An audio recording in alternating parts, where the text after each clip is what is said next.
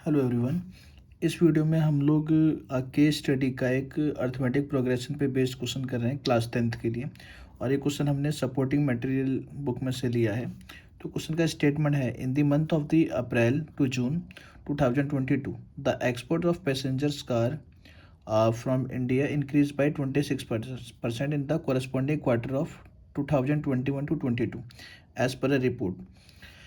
A car manufacturer company planned to produce 1800 cars in fourth year and 2600 car in eighth year, assuming that the production increase uniformly by a fixed number every year। तो देखो main question तो आपका यहाँ से start है कि जो car manufacturing company है वो प्लान कर रही है 1800 car in fourth year and 2600 car in eighth year, और जो प्रोडक्शन इंक्रीज हो रहा है वो फिक्स नंबर से हो रहा है एवरी ईयर। तो इसका मतलब जो हमारी सिक्वेंस है वो अर्थमेटिक प्रोग्रेशन में होगी। ठीक है, अब इसके बेस पे आपको कुछ क्वेश्चन पूछे गए हैं। सबसे पहला है कि find the production in the first year, second है find the production in the 12th year, third है find the total production in the first 10 year, और इसके ऑप्शन में in which year the total production will be reach to 15,000 car. अब यहाँ पे 15,000 गलत है, मिसप्रिंट हुआ है, इसकी जगह पे आएगा 31200 कार्स। ठीक है जी, ये मैंने चेक कर लिया एक बार सॉल्यूशन में।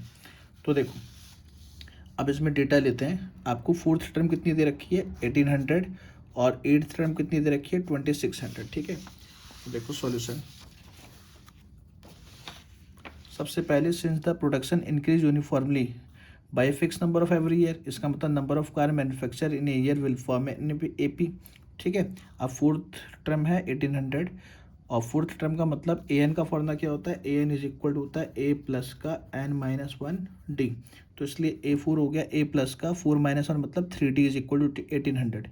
इसी तरीके से 8 इज इक्वल टू 2600 है, मतलब a प्लस का 7d इज इक्वल टू 2600। ठीक है, अब फर्स्ट एंड सेकंड को सॉल्व करके सबसे पहले a और d की वैल्यू निकालते हैं।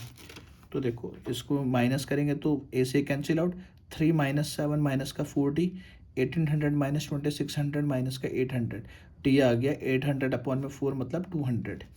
डी की value in equation first put करेंगे तो आएगा a प्लस का 3 इंटू में 200 इज इक्वल टू 1800। ए की वैल्यू आ गई 1800 माइनस का 3 इंटू में 2 600, ए आ गया 1200। ठीक है, तो फर्स्ट पार्ट में आपसे क्या पूछा था, फर्स्ट पार्ट में आपसे ये पूछा था कि total production find the production first year, तो फर्स्ट ईयर का प्रोडक्शन हो गया ए इज इक्वल टू 1200। ठीक है, सेकेंड में बोला है find the production in the 12th year, तो 12th ईयर का मतलब हो गया ए प्लस का 12 का मतलब ए प्लस का 11d, ए और डी की वैल्यू पुट करी तो आ गया 3400। ये सेकंड पार्ट का आंसर आ गया।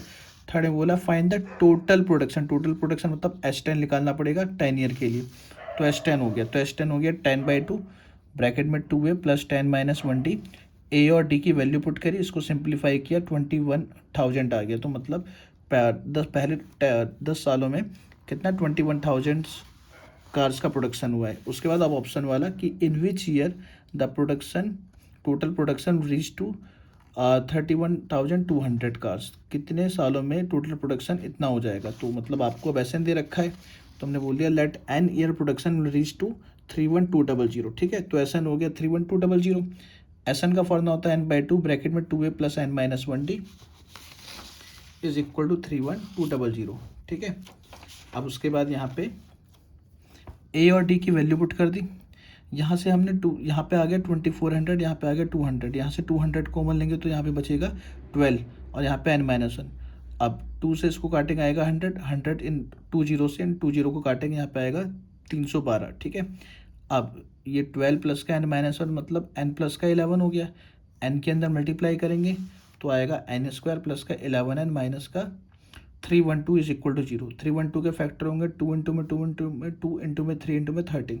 आपको माइनस करके 11 लाना है, तो हो गया 24 और 13, तो 24 माइनस का 13 11 एन के फैक्टर हो गए। यहाँ से एन कॉमन लेंगे तो आएगा n प्लस 24, माइनस 13 कॉमन लेंगे तो आएगा n plus 24, n plus 24 common लेंगे तो आएगा n minus 13 equal to 0। N negative हो नहीं सकता क्योंकि ये नंबर ऑफ ईयर्स है, और एन की वैल्यू यहाँ से आपके पास आ गई प्लस की 13, तो इसका मतलब in 13 year the total production reach to 31,200। ठीक है जी, तो ये इसके आंसर हो गए। ठीक है।